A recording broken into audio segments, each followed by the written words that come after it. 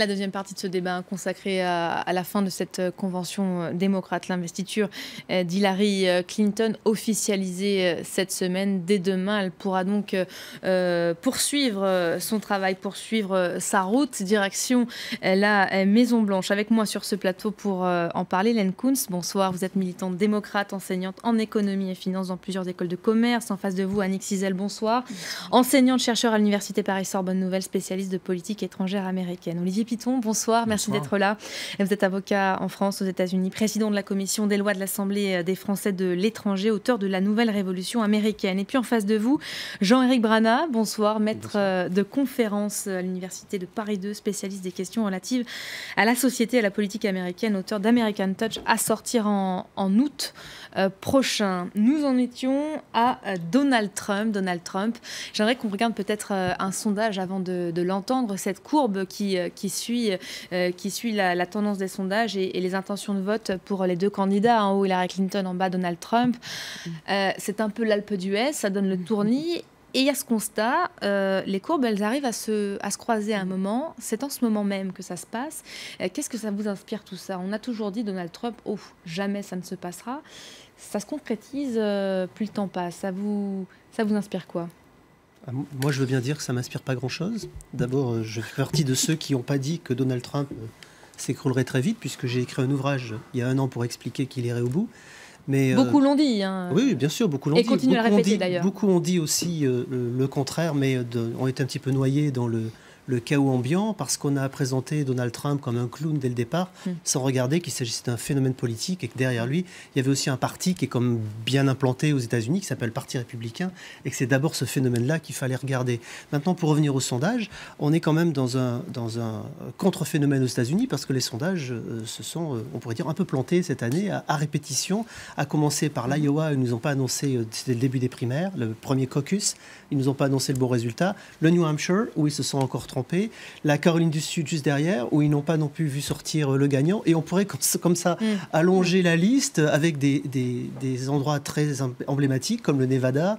Et Donald Trump a émergé donc à la quasi-surprise générale, non pas des spécialistes qui sont souvent sur les plateaux, mais des sondeurs et donc des journalistes qui envoyaient l'image d'un perdant alors qu'il était celui qui allait émerger. Et je reviens à mon propos de tout à l'heure, quand je vous disais il y a une base, la base a réagi à chaque fois à cela. Elle a réagi à quoi? Elle a réagi au choix qu'on essayait de lui imposer, puisque c'était le discours de Donald Trump, mais aussi celui de Bernie Sanders, qui disait aux partis politiques, arrêtez de nous imposer votre choix, laissez choisir le peuple. Donc c'est ça qui s'est passé. Justement, à trop dire, et ça on l'a donné à plusieurs reprises gagnante, Hillary Clinton, future présidente des États-Unis, a trop la donnée gagnante, c'est pas signé son échec d'office?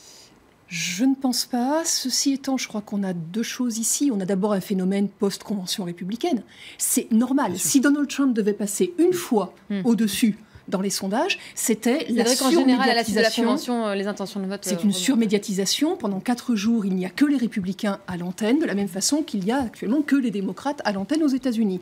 Le sondage équivalent à la sortie de la convention démocrate nous en dira plus sur le replacement éventuelle d'Hillary Clinton dans la course. Mais deuxièmement, il est tout à fait normal à un moment aussi de micro-scandale, c'est-à-dire qu'il y a eu un faisceau de choses qui se sont passées au même moment. Le micro-scandale sur ces emails qui sortent et qui laissent entendre que la convention démocrate va exploser, ou imploser, je devrais dire, sur donc Bernie Sanders, à qui on aurait peut-être volé l'investiture du Parti démocrate. On lui a rectifié le tir tout de suite. Alors, il a dit on n'a pas volé. Mais au moment où ce sondage a été fait, on est dans cette crise-là. Donc ça cristallise effectivement un vote de rejet. On a aussi les attentats, Annick, qui on a aussi faut pas les négliger, c'est quand même très important sur ce que pensent les gens. Donc je pense que c'est un épiphénomène. Le jour où le sondage a été fait, il va être intéressant d'avoir l'équivalent à la sortie de la convention démocrate et de cette synthèse, non seulement au sein du Parti démocrate, mais de cette synthèse bipartisane que la convention démocrate est en train de faire. Parce qu'à se focaliser sur Trump, qui est effectivement cette tête de proue tellement facile à attaquer. Et en même temps, il fait tout pour, avec ses sorties répétées. Le Parti républicain est absent de la Convention démocrate. Ce n'est pas le Parti républicain qui est attaqué, c'est Donald Trump. Et du coup, dans les programmes qui émergent à travers tous les discours, on retrouve les mots-clés du Parti républicain. Barack Obama va récupérer l'exceptionnalisme des États-Unis. C'est le préambule de la plateforme du Parti républicain pour la convention nationale du Parti républicain. Sauf qu'on a perdu, au moment du reality show que nous fait Donald Trump, la substance politique du Parti républicain a disparu. Et le Parti démocrate est en train actuellement d'attaquer une figure de proue et de faire une synthèse au-delà de ses propres frontières politiques, vers les républicains d'un côté, vers les indépendants de l'autre. Et oui, l'intervention de Michael Bloomberg, c'est exactement ça. C'est Tim Kaine mentionnant que son beau-père a voté républicain toute sa vie et que cette fois-ci, il va voter démocrate parce qu'il est dégoûté. Des interventions comme celle-ci, clairement, ça peut ramener cette partie de l'électorat qui se retrouve entre les deux. Potentiellement de se faire. En tout cas, c'est la tentative qui est faite. Et de dépersonnaliser Hillary Clinton pour mettre en exergue un programme le plus large possible et essayer de contrer cette impopularité qui reste quand même terriblement la sienne. Le credo de cette convention démocrate, ça pourrait être pour vaincre ton ennemi, ne le prends pas au sérieux. On a tenté pendant tous ces derniers jours d'attaquer Donald Trump et de le faire passer en ridicule. Finalement, ça peut fonctionner, ça, auprès des Américains? Je pense que sur la longueur, oui, parce qu'on est au mois de juillet. Et je pense que d'ici début novembre, il y aura quand même un réveil dans l'électorat américain. Je ne crois pas du tout, moi. C'est vrai? Juste pour rajouter sur les micro-scandales, il y avait aussi que le responsable du Parti démocrate était évincé la veille de la convention démocrate. Oui, voilà, donc c'était quand même un peu le désordre de ce point de vue et il fallait des personnes par intérim pour assurer un certain nombre de choses au niveau de la convention. Pour ma part, je vous dis, franchement, je suis abasourdie que quelqu'un d'aussi compétent que Hillary Clinton et se trouve à coude avec quelqu'un aussi qui incarne une telle dangerosité pour le monde qui est Donald Trump. Je suis presque nostalgique pour des candidats tels que Mitt Romney et John McCain, qui maintenant me paraissent tout à fait raisonnables comme personnes qui pourraient assumer la présidence américaine. Donc, c'est vrai que là, on voit peut-être au-delà des individus, un gros problème avec notre système électoral qui ne permet finalement que deux partis. Et comme vous avez évoqué, effectivement, par exemple, chez les Libertarians, à mon avis, ça va beaucoup plus piocher chez les Républicains, tout comme le Green Party va piocher chez les Démocrates. Mais au final, nous n'avons que deux partis et visiblement, c'est ça aussi qui a permis à Donald Trump d'émerger. Puisqu'on parle de lui, on va l'entendre peut-être, on va l'entendre sur cette question qui lui était posée. Si une femme accédait demain à la Maison-Blanche, vous en penseriez quoi? Écoutez-le. Madame la Présidente, je ne veux pas entendre ça. Je veux l'entendre car je veux voir une femme devenir présidente, mais ça ne peut pas être elle. C'est un désastre. Un désastre. Si ça arrive, elle vous fera régresser. Ça mettra beaucoup de temps avant que ça arrive à nouveau. Vous devriez faire attention à ce que vous voulez vraiment. Substance, je suis prêt à voir une femme débarquer à la présidence, à la Maison-Blanche, mais pas Hillary Clinton. C'est vrai, ça, voir une femme débarquer à la Maison-Blanche, ça fait pas peur aux Américains? Non, je ne pense pas, au-delà du symbole, qui est un beau symbole et qui permettra, comme l'élection de Barack Obama en 2008, effectivement, d'avancer ou de permettre une avancée au sein de la société américaine. Ce qui va d'abord compter, c'est le débat politique, les idées défendues par les uns, par l'une et par l'autre. Et je pense que ça prendra rapidement le pas sur la question du genre. Il ne faut pas oublier une chose, au-delà de la question du genre, la question principale qui se pose, c'est la question du rejet du système. Et là, on est vraiment au cœur de cette campagne électorale. Le 3 mai dernier, quand Ted Cruz jette l'éponge et donc admet sa défaite, à ce moment-là, vous aviez 4 candidats qui étaient susceptibles de remporter la présidentielle. Vous aviez Ted Cruz, Bernie Sanders, Donald Trump et Hillary Clinton. Sur les 4 candidats, les 3 premiers étaient candidats anti-système et assumés comme tels, faisant clairement campagne à la marge du système, ce qui est quand même une révolution extrêmement importante et qui marque cette campagne. C'est le rejet du système. Alors celui qui l'a pris de plein fouet, c'est le Parti républicain. Jeb Bush n'a pas survécu au Super Tuesday. Le candidat qui a été adoubé derrière lui, à savoir Marco Rubio, qui vient quand même du Tea Party, élu en Floride dans le Tea Party en 2010, a été balayé en quelques jours. Donc le Parti républicain a explosé. On est aujourd'hui dans le post-conservatisme. On sort de cette période, ce que je disais tout à l'heure, qui a commencé avec Barry Goldwater et qui se termine aujourd'hui avec quelque chose d'autre. Et vous avez du côté du Parti démocrate l'émergence de cette gauche radicale, qui est une gauche qui remet au goût du jour la lutte contre les inégalités, la lutte des classes, qui tire à gauche, quoi. Hein, qui tire à gauche, mais comme on ne l'avait jamais vu aux États-Unis, en tout cas récemment depuis la Seconde Guerre mondiale, et qui marque véritablement des points, et qui d'ailleurs, on l'a vu sur la plateforme du Parti démocrate, a gauchisé énormément le programme du parti. Donc on est face à une véritable révolution copernicienne. Qui va gagner cette élection? Donald Trump est en rupture de banc par rapport au Parti républicain, mais ça n'est pas plus grave, ça n'est pas trop grave, parce que le Parti républicain est discrédité à l'heure actuelle. Quant à Hillary Clinton, elle tente d'amarrer à elle les rebelles, les indépendants également, qui ne souhaitent pas qu'on perpétue le système, que malgré elle... Elle n'est pas finalement la première candidate du système, Hillary Clinton. Eh bien si, c'est son problème. On vanter son long CV, ça peut se retourner aussi contre elle. C'est ça, son principe. Et c'est pour ça qu'elle joue la carte femme. C'est-à-dire qu'il faut bien comprendre que la stratégie de la carte femme, c'est d'apparaître comme étant une candidate, je mets des guillemets, révolutionnaire. La réalité, et ce qu'on reproche à Hillary Clinton, et c'est là que se pose véritablement le problème pour elle, c'est qu'elle incarne le système. Elle incarne un système qui est à bout de souffle, sur lequel énormément d'Américains aujourd'hui ont au milieu des doutes et au pire un véritable rejet. Toute sa stratégie va être justement d'éviter de passer pour cette candidate du système et donc de jouer la carte entre guillemets révolutionnaire en jouant la carte femme. Donald Trump est dans un schéma beaucoup plus facile. Il a déjà le mauvais rôle. Il a déjà le rôle de celui qui de toute façon transgresse, provoque et ne se refuse, du moins ne résiste à aucun tabou. Donc lui, de toute façon, on ne lui reprochera rien. Lorsque l'on aura la confrontation... Et pardon, mais parce qu'on avance beaucoup sur l'antisystème, mais la carte femme est inéluctable aujourd'hui aux États-Unis. Moi, j'ai écrit dans mon livre qu'aujourd'hui, c'est le temps des femmes. Je crois qu'effectivement, et on a ça dans l'histoire américaine de façon récurrente, quand il y a eu un combat, notamment pour le droit civique pour les Noirs au moment de la guerre civile, qui se battait dans l'arrière-boutique, je vais dire, c'était les femmes qui, une fois qu'elles ont donné le droit de vote aux Noirs, se sont dit, mais après tout, nous, on ne l'a toujours pas. Donc, on va peut-être se battre pour nous. C'est ce qui se passe aujourd'hui.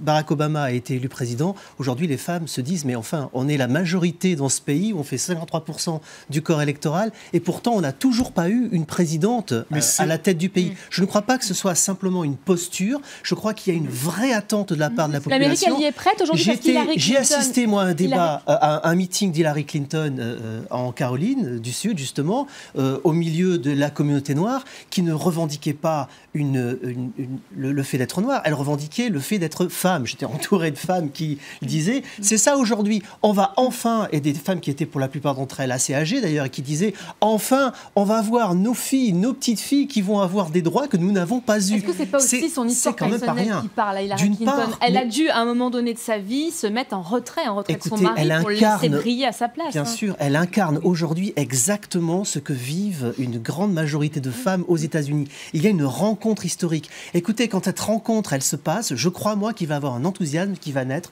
Alors, jusqu'à maintenant, elle n'est pas sortie, sa carte femme. J'étais un petit peu frustré, puisque je l'annonçais depuis un an. Carte mère, sans mauvais jeu de mots. Mère et grand-mère. Exactement. Les deux mots qui étaient les plus prononcés. Charlotte, qui va revenir, sa petite fille, qui va revenir au premier plan, c'est quelque chose de très important. Vous avez vu ce discours extraordinaire où elle dit, une fois qu'elle est intronisée, s'il y a des petites filles qui sont encore debout, je suis peut-être la première, il y a parmi vous la suivante. On pense déjà à la génération suivante. On est déjà dans autre chose. Il y a un point sur lequel que je ne partage pas complètement, c'est le passage obligatoire du président afro-américain à la présidente femme. Je n'ai pas dit qu'il était automatique, j'ai dit qu'il arrivait derrière. Il y avait juste... Il y a un moment de la campagne des primaires qui est extraordinaire. Vous avez Madeleine Albright, donc l'ancienne secrétaire d'État de Bill Clinton, qui prend la parole et qui dit « Il y a une place en enfer pour les femmes qui ne soutiennent pas les femmes ». Ça a créé une énorme polémique parce que justement on sexualisait la campagne comme on l'a racialisée. Et je pense au contraire que le véritable... Attends, pardonne-moi, le véritable point... Le point central de cette campagne restera la question sociale. Je pense que la question du genre est importante, c'est ce qu'il faudrait, mais il est secondaire. Idéalement. Et en 2008, Hillary Clinton n'a pas joué la carte femme du tout. Elle a refusé de jouer. Et là, maintenant, elle le joue. Maintenant, oui, mais en 2008, c'était pas du tout le cas. Si je peux m'autoriser, juste, un petit correctif à propos de cette anecdote avec Madeleine Albright. On peut faire plusieurs lectures. Mais en fait, ce qui s'était passé à ce moment-là, c'est que Bernie Sanders venait de gagner dans 2 États et qu'il avait remporté surtout 84% du vote femme. Et c'est dans ce contexte-là que Madeleine Albright a pris la parole, en s'en prenant à ces femmes qui se détournaient d'Hillary Clinton. Donc, c'est pas tout à fait, sûr que ce soit une bonne la même chose. Une bonne méthode. cette carte femme. Mais je crois que c'est une des raisons pour lesquelles, de toutes les revendications qu'on a entendues ces 3 derniers jours, la revendication féministe n'existe pas. Elle n'a pas été entendue, justement, depuis cet incident dans la bouche de Madeleine Albright. Comme si Hillary Clinton cherchait à nouveau à rassurer qu'elle ne veut pas être trop radicale, féministe. Non, les droits de toutes les minorités sont mis en avant, mais pas les droits des femmes en tant que femmes. On entend parler de mères, on entend parler de grand-mères, on entend parler de filles et de petites filles depuis 3 jours. On n'entend pas parler de revendications féministes qui la renverraient aux années 60, qui de plus accuserait son âge. Je dis quelque chose de très méchant, mais c'est un peu ça, qui renverrait à son combat d'étudiante dans les années 60-70 et qui serait d'une autre époque. Il ne faut pas oublier quand même qu'on voit là, dans cette convention, toute l'évolution depuis les années 60-70. Le retour, il n'a jamais été parti, de John Lewis à la convention. Immense moment.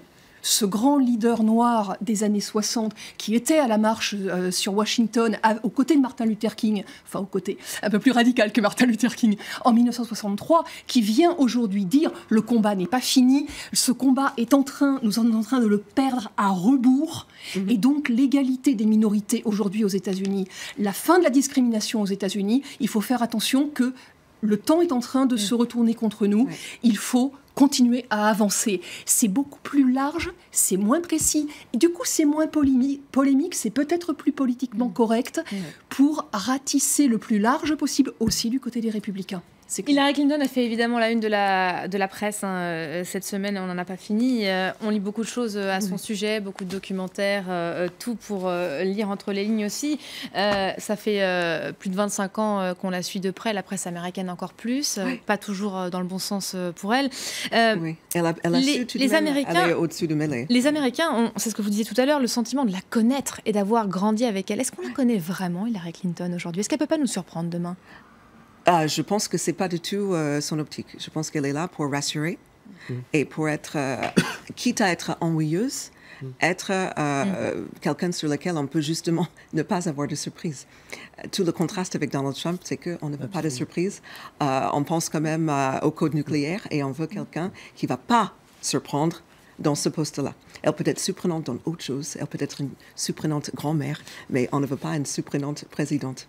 Et par ailleurs, Madeleine Albright a pu quand même se racheter avec un très joli speech où elle a quand même dit que Donald Trump, non seulement il risque d'abîmer les États-Unis, qu'il a déjà abîmé la réputation des États-Unis dans le monde. Pas de surprise à attendre avec Hillary Clinton, vous êtes d'accord avec ça? Je partage complètement l'analyse, elle est dans la logique de rassurer, avec les dangers que l'on a. C'est une posture, ça, non? C'est pas une posture? C'est une posture, mais de toute façon, c'est ce qu'on lui a toujours reproché tout au long de sa vie, c'est d'être dans le calcul total et complet du choix du moindre mot. En plus, elle est dans une campagne social-démocrate classique, c'est-à-dire qu'elle a segmenté, dans sa stratégie est une stratégie de segmentation de l'opinion publique et de l'électorat américain, en ayant un mot, une phrase, une proposition pour chacune des catégories de la population américaine. Donc, elle ne veut surtout pas surprendre, elle veut au contraire rassurer. Sur la politique étrangère, ce qui est on est un petit peu à front renversé, c'est-à-dire que Hillary Clinton, quand elle était au département d'État, a montré qu'elle était beaucoup plus interventionniste, beaucoup plus, je ne vais pas dire belliciste, parce que le mot serait trop fort, mais en tout cas, qu'elle était prête à engager les forces américaines de manière beaucoup plus volontaire que ne l'a fait Barack Obama. Ce qui est troublant, c'est que Donald Trump s'inscrit dans la logique jacksonienne de repli sur soi, de retour à son précaré et de refus de l'interventionnisme. D'ailleurs, c'est ce qu'il a dit au cours de son discours à Cleveland lors du dernier jour. Il a dit en fait l'Amérique d'abord, les Américains d'abord. Et ensuite, on s'occupera peut-être du reste du monde. Il a même remis en cause un certain nombre de possibilité pour les Américains d'intervenir militairement pour soutenir les alliés de l'OTAN si jamais les alliés de l'OTAN en question ne faisaient pas un effort budgétaire conséquent. Donc, il est au contraire probablement celui qui aura plutôt tendance, en tout cas, si tant est qu'on puisse aujourd'hui définir une véritable politique étrangère de Donald Trump, celui qui aurait plutôt tendance à laisser le monde se débrouiller sans lui plutôt que d'appuyer sur le bouton. À ce niveau-là, Hillary Clinton demain à la Maison-Blanche, ce serait la revanche d'une blonde?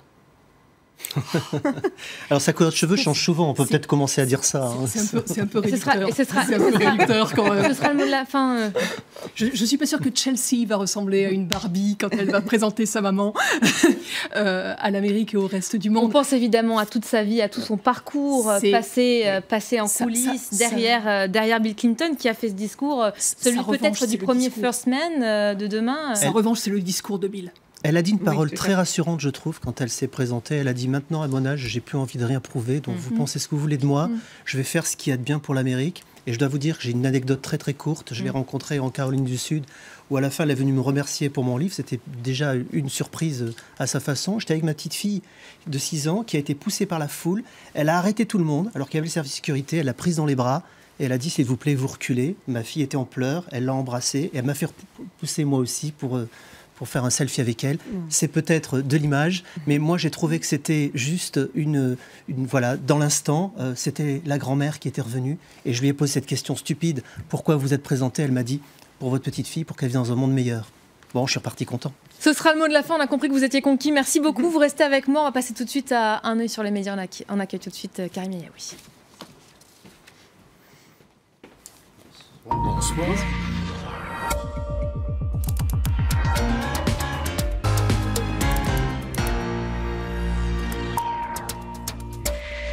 Karim, bonsoir. On en parlait tout à l'heure en début de débat. Un discours qui aura incontestablement marqué les esprits à cette convention démocrate, c'est celui de Barack Obama. Alors c'est vrai, pour les médias américains, en tout cas pour une partie des médias américains, il n'y a pas de doute. C'est un discours qui achève de faire rentrer Barack Obama dans l'histoire. Ce site internet, c'est celui du San Francisco Chronicle qui souligne que Barack Obama a réussi en quelque sorte un tour de force, réussir dans un discours à rester cohérent, avec un discours qui est à la fois un bilan, un discours de soutien à Hillary Clinton et un discours offensif à l'égard de Donald Trump. Alors, il y a aussi un édito à lire sur ce site internet, celui du New York Times, Barack Obama et la longue marche. On revient ici sur l'optimisme inébranlable de Barack Obama. Il considère, lui, qu'il n'a pas atteint tous les objectifs qui s'étaient fixés, mais en même temps, cet édito souligne que l'histoire fait que les objectifs, eh bien, on s'aperçoit qu'ils ont été atteints bien plus tard, en tout cas que les germes d'un succès sont évidemment plantés bien avant. Autre site internet qui évoque longuement Barack Obama, c'est le Washington Post, qui lui revient sur la convention du Parti démocrate en 2008, où Barack Obama, là aussi, faisait preuve d'un bel optimisme et justement, il était critiqué en quelque sorte par Hillary Clinton qui considérait que tout ça c'était un petit peu de l'angélisme. Elle disait « je n'ai aucune illusion ». Alors aujourd'hui, Barack Obama est un petit peu un élément clé dans la campagne d'Hillary Clinton, c'est évident. Donald Trump a réagi lui à ce discours en expliquant que tout ce que Barack Obama avait raconté n'existe pas. 70% de la population considère que le pays ne prend pas la bonne direction. Mais finalement, pour les médias, ce qui a marqué aussi les esprits, ce n'était pas forcément ce qui était écrit dans le texte, mais c'est cette réaction de Barack Obama au moment où on hue Trump, lorsqu'il évoque le nom de Donald Trump, il dit « ne huez pas Trump, votez ». Et ce cri de ralliement a largement été relayé sur les réseaux sociaux. Il y a aussi cette image très partagée sur Twitter, une image qui contribue à donner à Hillary Clinton une dimension plus humaine, puisque régulièrement on la critique pour sa froideur. Là, on a le sentiment qu'il y a quand même une part de sincérité. En tout cas, ça a été interprété comme tel sur les réseaux sociaux par un certain nombre d'internautes. Mais évidemment, il y a des traditionnels détournements et cette image n'a pas échappé au détournement. Il y a évidemment Donald Trump qui s'incruste en quelque sorte sur le cliché. Et puis cette image de discothèque où il faut retrouver Barack Obama et Hillary Clinton. Ils sont dans le coin là, ils sont enlacés. En tout cas, les internautes ont toujours le don de nous faire rire, même quand l'actualité est sérieuse. Alors évidemment, ces derniers jours, on a beaucoup parlé du fait qu'après son discours, Donald Trump avait repris un peu d'avance du côté d'un certain nombre de célébrités, on a décidé de s'unir tout simplement pour empêcher Trump d'accéder à la Maison-Blanche. Il y a un texte qui a été signé par un certain nombre d'artistes, de chanteurs, d'acteurs, notamment cet acteur Mark Ruffalo qui invite à signer une pétition.